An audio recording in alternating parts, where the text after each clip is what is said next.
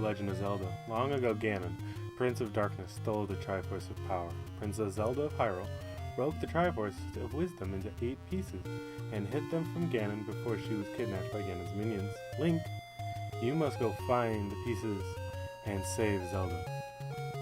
Alrighty, welcome to Legend of Zelda for the Nintendo Entertainment System. Let us begin.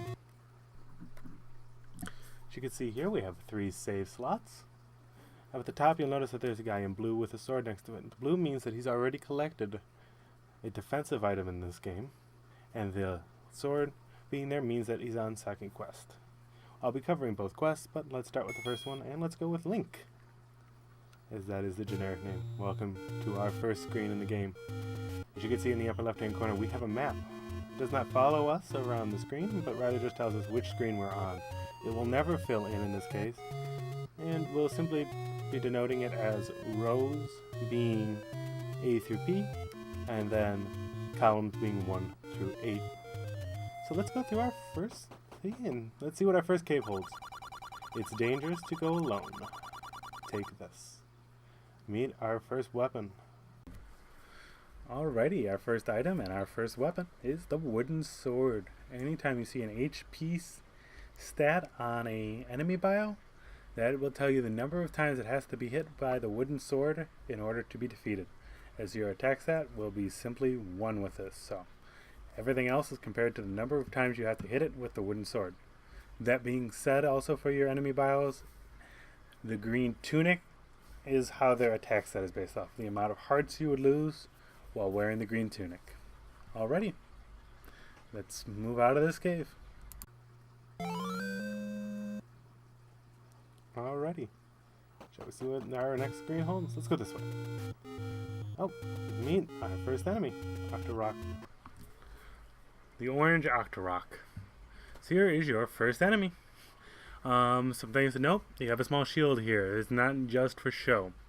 If you're going up against a physical attack that's not magic based, it will defend you against it as long as you're facing the enemy and also not moving. So use that to dodge the rocks that they'll be shooting at you. Alright, as you can see, enemies can drop items. In this case, a ruby. Those type of flashing rubies are worth 1. Here's a fairy, which will instantly refill your health.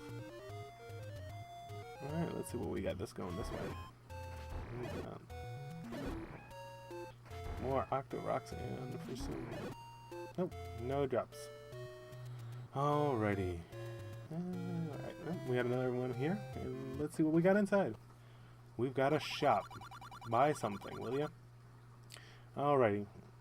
The shield here will protect you against any laser attacks, while the little shield we're holding right now will hold you against physical attacks, but only when standing still. This is a key, which is used to unlock doors. You never need to buy one in this game if you know what you're doing. And here is the candle. Emphasis, the blue candle. And it is worth 60. And that will help you get secrets. When we get 60, we'll come back and get this. As for right now, let's see what we can find.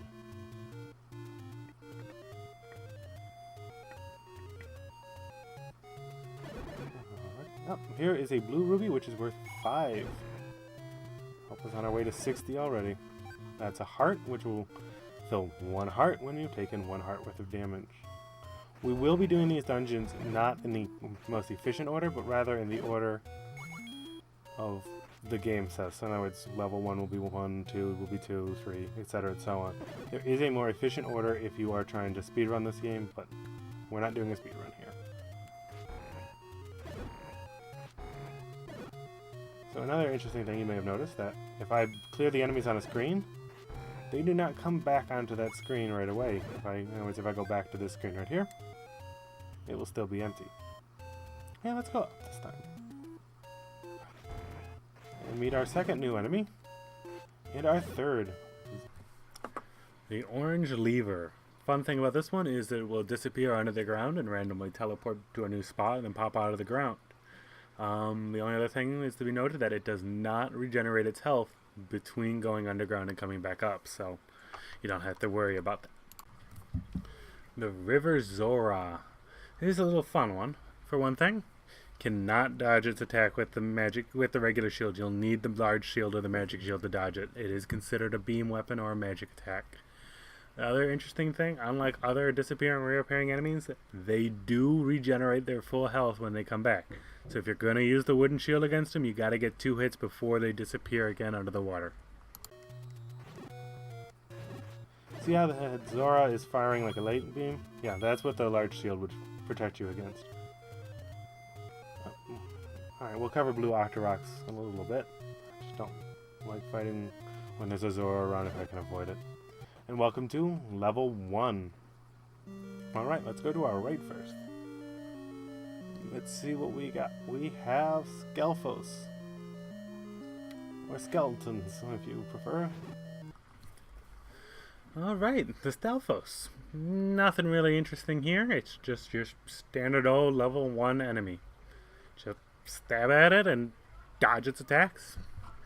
And since its only attack is to hit you, just stay out of its way. Ah, the stop clock. That will make every enemy stop moving. Simple as that. Alright, there. And that skeleton had a key in it. So that Stelphos will give you a key, which you'll need to unlock that door to head up in this chamber. Let's head over this way.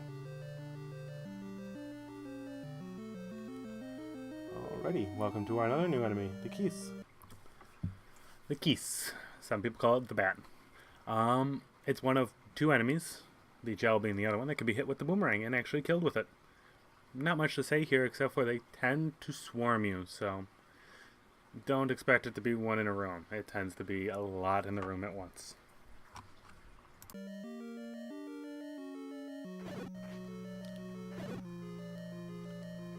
And clearing all the enemies in the room gives you a key.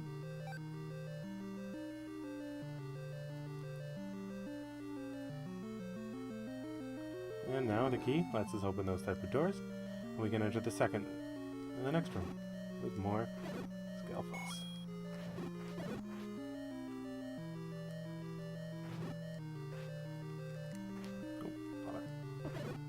Now I get the stopwatch. Always happens that you get the stopwatch on the last enemy of the screen. It never fails. The most useful item in the game, and it always shows up when it's no use. Could use a heart though.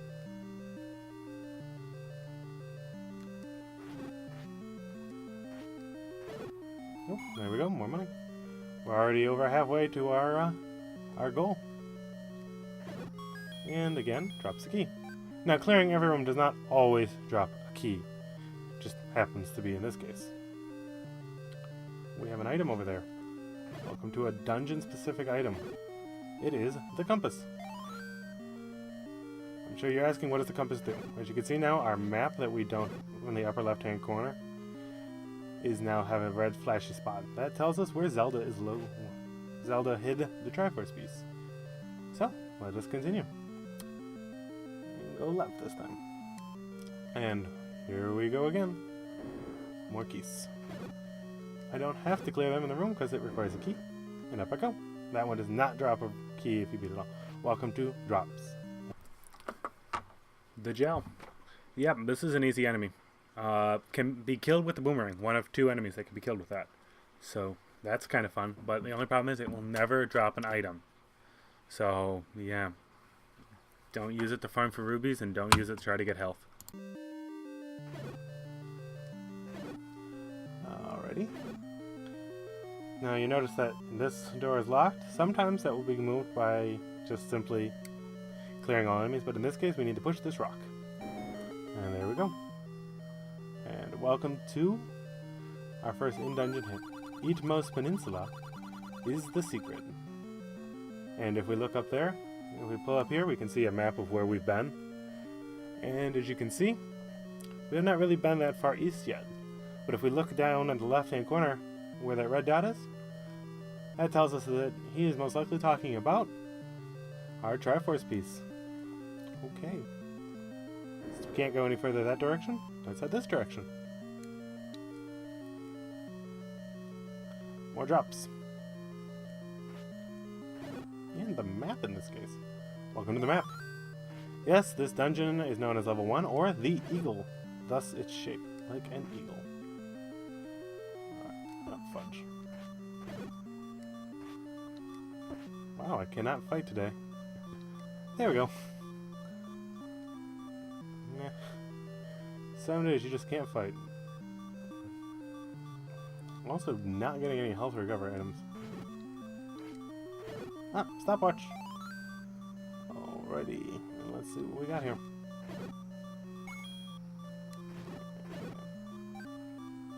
Still no health recovery items. This is making me a little nervous that I might actually get a death in this.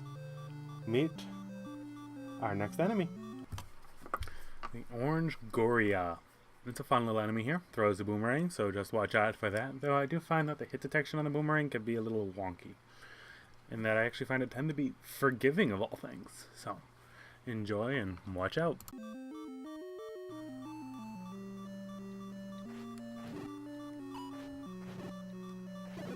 Ah, there we go. Finally, a heart.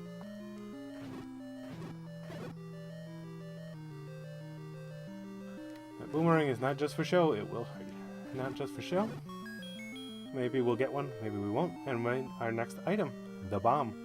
It is our weapon. Since it's our first weapon we've collected that isn't our sword, it automatically will go into our B select. But as we get more, we can change out the B. We can never change out the A, that will always be a sword. The bomb. A rather useful little item here, both in offense and exploration. If you use it for offense, it does 4 damage, can beat several bosses, so very useful for boss battles. Also pretty nice against some of the fussier enemies in the later game. Also to be noted, used in the overworld to unlock a lot of secrets, as it's useful for bombing out the wall. And I just head this way. Welcome to our next enemy. Alright, the Blade Trap. Just so you know, I'll always reset to the starting position, and I'll always go until it hits the wall or another Blade Trap or some kind of obstacle. So, just kind of move through it if you can. If you can't make it to the tile afterwards, just kind of inch forward, have it slide back again, so it doesn't hit you. Then as it's returning to its starting position, sneak past it. Alrighty, let's see what we got. Run quickly, run.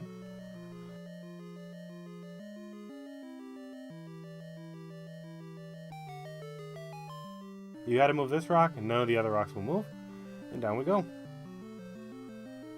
More keys, and we have our first dungeon item. Most dungeon items will be located in a room like this, where you gotta go underground for it.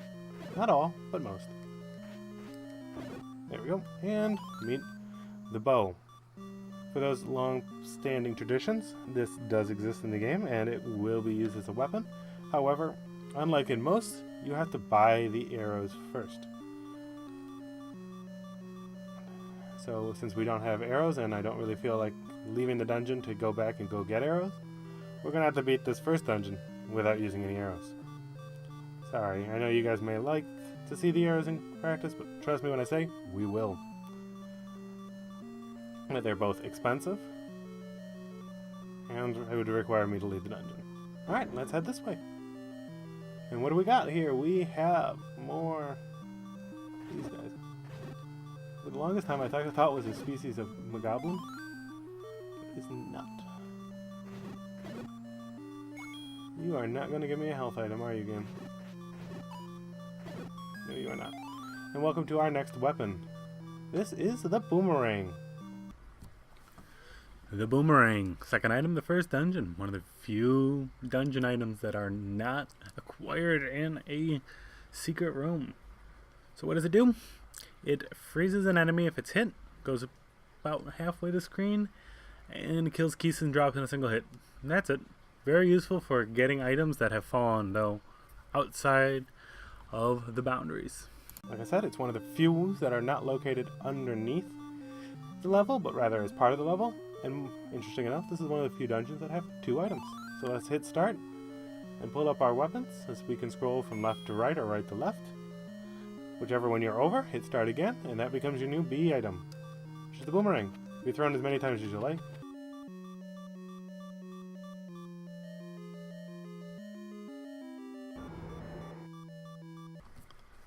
The Wallmaster. Just to be noted here, if they get you just right, they will take you to the start of the dungeon. So you'll have to start around the first screen of the dungeon. So try not to have them capture you. Otherwise, their only way to hurt you is by contact. So stay out of their way, and you can kill them, and there is a limited number, so it's not an infinite spawn, even though sometimes it may feel like it. Alrighty, to our next spot, adding up to our first boss, whom I just died against. Wasn't that hunky-dory? Well, as you can see, game over. This is the only way you can save. Again, by hitting select, you can save. However, it will not keep you in the same dungeon that you started in. It will throw you back to our first screen. Retry will simply let you retry the entire take and continue. Well, that will either, if you're on the overworld, take you back to the starting room. Well, if you're not on the overworld, it will start you back up at the beginning of the dungeon you were in. Alrighty. Something Zelda fans, those who have played Zelda 2, wish the entire game would do. That game would do, but no. We'll get to Zelda 2, don't worry. Up we go. Now we don't have to clear as many rooms. However, because I died, all the enemies are back. Now I get a health drop. Of course. Not that I don't need it. However, an interesting thing is that these drops, as you can see, disappear. So if you're going to collect them fast. Nope. I went the wrong way. That's where we got the compass. Alrighty, so let's try going this way.